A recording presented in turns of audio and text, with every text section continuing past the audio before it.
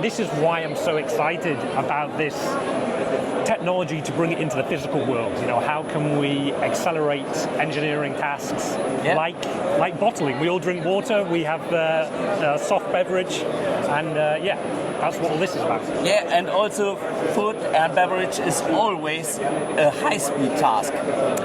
Yeah, exactly. And so what this is a really good example of a collaboration, of a partnership between Krones, between Synopsys, Softserve and NVIDIA, all working together to bring in the software side, the compute side, the visualization side, to ultimately enable their engineers, as you say, to be able to do things faster, be more productive. Should we take a look on the real product? Yeah, exactly. So let's go over here.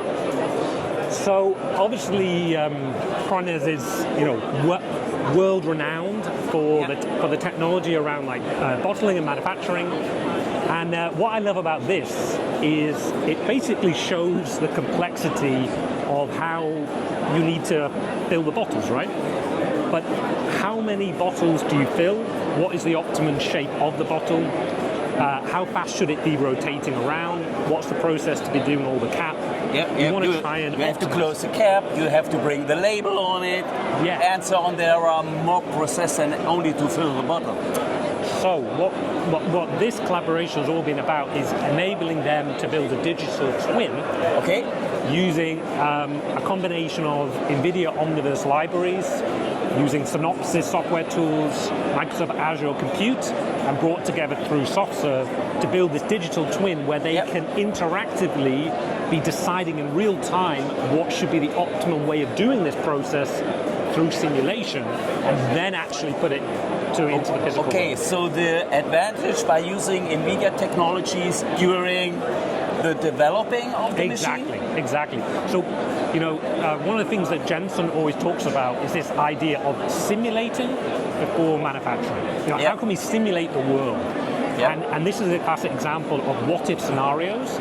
Now, that could already be done, but the point is, how can you do it faster and more accurately?